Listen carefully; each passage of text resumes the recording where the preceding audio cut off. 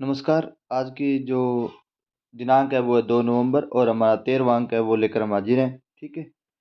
और चैनल को शेयर कीजिए, सब्सक्राइब कीजिए, ज़्यादा से ज़्यादा लोगों को बताइए। शेयर कीजिए और सब्सक्राइब कीजिए ज़्यादा से ज़्यादा। और एक साथी कुछ साथियों ने जो कमेंट किए उनका बहुत बहुत धन्यवाद, आभार। जैसे ये गायत्री जी ने कमेंट किया, वेलकम क्लासेस, धन्यवाद, आपका बहुत बहुत आभार। ऐसे कमेंट्स से थोड़ा मोटिवेट हो जाते हैं करण जी के। और अभी सूचना प्रौद्योगिकी के लिए मैंने 2 क्लासेस अपलोड किए हैं। नाइस वन सर, धन्यवाद, आपका बहुत बहुत आभार। और आप भी कमेंट कीजिए जिससे थोड़ा मोटिवेट होते रहें हम। नेक्स्ट शुरू करते हैं आज का टॉपिक। मानगढ़ धाम को राष्ट्रीय स्मारक घोषित नहीं किया। मोदी जी आए थे मानगढ़ धाम पर, मोदी जी भी आए थे और साथ में मुख्यमंत्री थे। मध्य प्रदेश के 7वें मुख्यमंत्री थे, गुजरात के दोनों मुख्यमंत्री, तीनों चार बंदे जिन्होंने किसी ने राष्ट्रीय स्मारक, हालांकि मोदी जी घोषित करने वाले थे, राष्ट्रीय स्मारक का घोषित नहीं किया। ठीक है। उन्होंने एक योजना दे दी कि चारों राज्य मिलकर के इस पर काम करेंगे, संयुक्त घोषित कर देते हैं, ये वो बातें थी। तो वैसे चर्चा में रहा था कुछ दिन, ठीक हाईलाइट हो गई थी। तो ध्यान रखिए, मानगढ़ धाम बांसवाड़ा चर्चा में रहा। नेक्स्ट जो फेमस बात है आज की न्यूज़पेपर की वो है अंडर 23 नेशनल एथलेटिक थ्रो स्पर्धा में गोल्ड मेडल किसने जीता है? तो नितेश पुनिया ने जीता है। ये नेशनल लेवल की एथलेटिक थ्रो स्पर्धा थी, अंडर 23 की है। ठीक है। तो इसमें नितेश पुनिया ने क्या जीत लिया है? गोल्ड मेडल जीत लिया। नितेश पुनिया साहब की पिक्चर हमने अपलोड नहीं की, कर देंगे नेक्स्ट वीडियो में, तो आप उन्हें बाय फेस भी पहचान लेंगे। नेक्स्ट है महामस्ताभिषेक। ये जल्दी होने वाला है। कब होने वाला है? 24 नवंबर से 4 दिसंबर के बीच में। कहाँ होने वाला है? श्री महावीर जी मंदिर करौली में होगा। कौन सी नदी के किनारे होगा? गंभीरी नदी के किनारे होगा। क्लास 7th की जो बुक है ना राजस्थान अध्ययन की, उसमें श्री महावीर जी मंदिर सवाई माधोपुर दिया हुआ है। तो साथियों ध्यान रखना, श्री महावीर जी मंदिर है वो कहाँ है? तो करौली में है। ये बात मैं आपको बार बार, मतलब उस बुक में दो ही दिक्कत थी। एक दिक्कत तो ये थी सबसे पहली। नेक्स्ट देखिएगा, महामस्ताभिषेक समझ में आया, श्री महावीर जी मंदिर करौली, गंभीर नदी के तट पर 4 नवंबर। उसके बाद है अंतर्राष्ट्रीय पुष्कर मेला दीपोत्सव का उद्घाटन कहाँ हुआ है? 52 घाट पर पुष्कर में हुआ है। कहाँ हुआ है? 52 घाट पुष्कर पे इस मेले का क्या हुआ है अभी?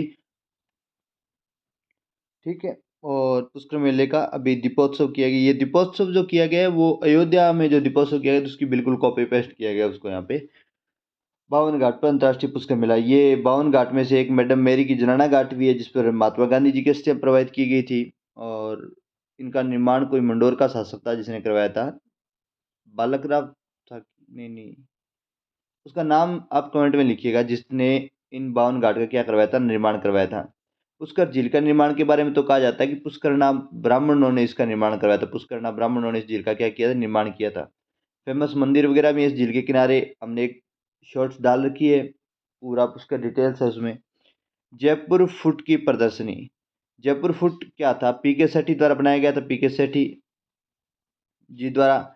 ये विकलांग जो पैर नहीं होते उन लोगों के लिए ये फुट बनाया गया था, बहुत ही शानदार। इसकी प्रदर्शनी न्यूयॉर्क की टाइम्स स्क्वायर में भी की गई है। तो जयपुर फुट क्या रहा है? चर्चा में रहा है। ठीक है। नेक्स्ट देखिएगा। और आज के न्यूज़पेपर की ये महत्वपूर्ण खबरें थी जो आज के न्यूज़पेपर में थी। उसके बाद में थोड़ा रिवाइज कर लेते हैं पुराना खाता जो चल रहा है। सोने के भंडारों की खोज उदयपुर में देवगांव, राठी, अड़मतिया, बड़ा तालाब और झड़प बावड़ी में हुई है। बांसवाड़ा में घटियान क्षेत्र में हुई है। नेक्स्ट है लैंड पूलिंग कानून आधारित सबसे पहली परियोजना कहाँ चलेगी? टोंक रोड और फागी रोड जयपुर में चलेगी, जेडीए द्वारा चलाई जाएगी। और प्रथम योजना है ये। 2016 में लैंड पूलिंग कानून आया था, 2020 में इसे लागू किया गया। 55% भूमि खातेदार को दी जाएगी, 15% भूमि सड़क निर्माण में चली जाएगी, 15% भूमि आवासीय सुविधाएं देनी होती है, जैसे मान के चलो पार्किंग वगैरह की सुविधाएं देनी होती है, पार्क वगैरह बना के देने होते हैं, तो ये आवासीय सुविधाएं में चली जाएगी। 5% भूमि ईडब्ल्यूएस और अन्य रिजर्वेशन में चली जाएगी। 10% भूमि है वो जेडीए समय अपने पास रख लेगा। ठीक है। तो ये लैंड पूलिंग कानून था, भूमि सुधार कानून है, मतलब भूमि आपकी डेवलप कर देंगे जेडीए। नेक्स्ट है शेखावाटी साहित्य संगम अभी चल ही रहा है। कहाँ चल रहा था? तो सीकर में चल रहा था। थीम क्या थी? तो सामर्थ्यवान एवं समरस भारत। अमेरिका की स्टैनफोर्ड यूनिवर्सिटी थी, उसने विश्व के 2 प्रतिशत वैज्ञानिकों की एक सूची जारी की। राजस्थान के कितने वैज्ञानिक थे? उसमें 11 वैज्ञानिक थे। टॉप 10 में 10 शिक्षक थे, एक इंजीनियर था वो ओम प्रकाश जी मेहला। और राजस्थान राज्य विद्युत प्रसारण निगम में ये बंदा शामिल था। विश्वास स्वरूपम मुरारी बापू की कथा अभी भी चल रही है वहां पर। सीपी जोशी जी आ चुके हैं वहां पर। ठीक है। तो ध्यान रखना।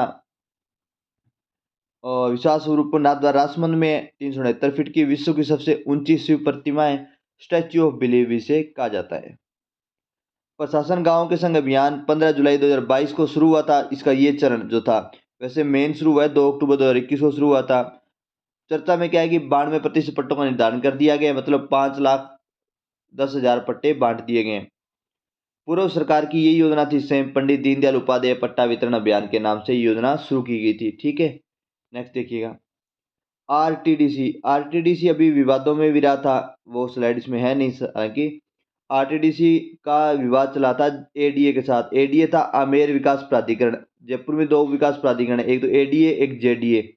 तो एडीए के साथ चला था आरटीडीसी का विवाद, क्योंकि जो मान सिंह हॉल है जो पुरानी विधानसभा है उसको जेडीए है वो बनाना चाहता था म्यूजियम, और लेकिन कह रहा था कि म्यूजियम तो हम बनवा देंगे लेकिन जो लोन लेंगे उसकी किस्तें आरटीडीसी दे दे। आरटीडीसी खुद परेशान है, अपने होटलों का रखरखाव भी ढंग से नहीं कर पा रहा है। फॉरेस्ट लॉज केवलादेव में कजरी इनका होटल है, उदयपुर में गणगौर होटल, जयपुर में खादिम, जजमेर में सरिस्का, अलवर में शिखर आबू में। ठीक ठाक महंगे होटल है। नए बोर्डों की स्थापना, ये भी आज के न्यूज़पेपर में आया था, मैंने सोचा चलो ऐड कर लेते हैं। नए न्यूज़पेपर में क्या है कि डोटासा जी ने भी कहा है कि वीर तेजाजी कल्याण बोर्ड की भी स्थापना कर दो। ठीक है, जाट समुदाय के लिए। तो मोस्टली जो भी हो वो मोदी वो गहलोत जी जाने। पर सुनिएगा, चरम शिल्पकला बोर्ड चरम व्यवसाय के विकास के लिए गठित किया गया। राजस्थान राज्य महात्मा ज्योतिबा फुले, काची, कुशवाहा, माली और सैनी समाज के जो विकास है उनके लिए गठित किया गया है। बागवानी समाज के विकास हेतु, बागवानी से जुड़े हुए समाज है उनके विकास के लिए कौन सा है? राजस्थान राज्य महात्मा ज्योतिबा फुले। राजस्थान राज्य रजक कल्याण बोर्ड, रजक समाज के लिए संचालित किया गया राजस्थान राज्य रजक कल्याण बोर्ड। और दीपावली के दिन गायों की दौड़ कराने की परंपरा कहाँ है? तो बांसवाड़ा में है। मानगढ़ धाम के बारे में हमने कल भी बातें की थी, आज एक बार फिर आपको बता देते हैं बड़ी बड़ी बातें। साधु गोविंद गिरी ने यहाँ पे एक आंदोलन चलाया था बिल्लों के लिए, अन्य जनजातियों के लिए। 17 नवंबर 1913 को क्या हुआ कि मेजर बेलिक ने एक योजना बनाई, कैप्टन जेपी स्टोकले कमांडर था उस टीम का, और हमला कर दिया। 1500 से अधिक आदिवासी वहां पे शहीद हो गए थे। ठीक है, और उसी को मानगढ़ धाम को राष्ट्रीय स्मारक घोषित करने की पूरी तगड़ी आवाज चली थी कि कर देंगे घोषित, कर देते तो अच्छा हो जाता। ठीक है, पर नहीं किया है, चलो कोई बात नहीं, जो होगा सो देखा जाएगा। आंबादारा गांव में वो एकत्रित हुए थे सैनिक यहाँ पर, कैप्टन जेपी स्टोकले के नेतृत्व में। ठीक है, और गोविंद गुरु कौन सा गाना गाते थे? तो गीत नी मानू रे बुरटिया, नी मानू रे बुरटिया। 3-4 गाने ध्यान रखना राजस्थान के। एक तो पंचड़ा लोकगीत किसका है, आप कमेंट बॉक्स में लिख दीजिएगा। ठीक है, और एक वो नानू जी और रूपा जी जो मारे गए थे, नानक जी शहीद हुए थे, तो उनके लिए ये जो माणिक्यलाल वर्मा जी ने एक लोकगीत लिखा था, अर्जी। ठीक है, माणिक्यलाल वर्मा जी ने। और पंचडावी लोकगीत किसका है? माणिक्यलाल वर्मा जी का है। बिजोलिया किसान आंदोलन से जुड़ा हुआ है। तो नेक्स्ट देखिएगा, साधु गोविंद गिरी में उनके सहायक था, उनका पुंजा, उसको गिरफ्तार किया गया, उन पर कार्रवाई हुई। पहले तो उम्र कैद दी गई, बाद में उसको 10 साल की सजा कर दी, बाद में उसको 5 साल कर दी, बाद में बरी तो कर दिया और कहा कि आप डूंगरपुर और बांसवाड़ा में कभी आएंगे नहीं, निकाल दिया गया, डूंगरपुर और बांसवाड़ा से निकासित कर दिया गया। इनका देहांत हुआ था कंबाई गांव, जालोद तालुका, गुजरात में। इसी बात को लेकर 1931 में गुजरात के बीच में और राजस्थान के बीच में विवाद भी रहा था। वो कह रहे थे हमें आएगा, और राजस्थान वाले कहते हमारा है। इसी बात पर धूणी तपे तीर, ये उपन्यास लिखा हुआ है इस घटना पर किसने? हरिराम मीणा जी ने लिखा हुआ है। ये जो सारी जानकारी है ना, ये भी एक उपन्यास लिखा हुआ है, एक आईपीएस उसका उपन्यास, नाम तो मैं आपको नेक्स्ट वीडियो में बता देंगे उसका नाम क्या था। इस पूरे घटनाक्रम पर वो यहाँ रहे थे, तब उन्होंने एक उपन्यास लिखा था पूरे घटनाक्रम, उससे ये सारी जानकारियां उठाई गई है। ये योजना मेजर बेलीवारी, कैप्टन जेपी स्टोकले वाला, ये सब कुछ। और जंगल में जलियांवाला बाग डॉक्यूमेंट्री किसने बनाई थी? अनुराग शर्मा ने बनाई है। जयपुर इंटरनेशनल फेस्टिवल 2011 में इसे अवार्ड प्राप्त हुआ है। जयपुर इंटरनेशनल फेस्टिवल अवार्ड 2011 इसे प्राप्त हुआ है। किसको? जंगल में जलियांवाला डॉक्यूमेंट्री को। इसी पर बनाई गई है। किसके द्वारा बनाई गई है? तो अनुराग शर्मा के द्वारा बनाई गई है। इसी के साथ इसकी फाइनल स्लाइड पर हम पहुंच चुके थे, और आज का जो करंट अफेयर्स की क्लास है वो पूरी हुई है। कमेंट करने वालों का तहे दिल से आभार, बहुत बहुत धन्यवाद आपका। और शेयर कीजिए, सब्सक्राइब कीजिए ज़्यादा से ज़्यादा, और पीडीएफ टेलीग्राम चैनल पर अपलोड कर दी गई है। टेलीग्राम चैनल का लिंक भी हम अपलोड कर देंगे। ये राजेश सुतार ऑफिशियल जो है ना वो टेलीग्राम चैनल है। ठीक है, इसका लिंक हम दे देंगे डिस्क्रिप्शन में अभी। धन्यवाद, जय हिंद, जय भारत।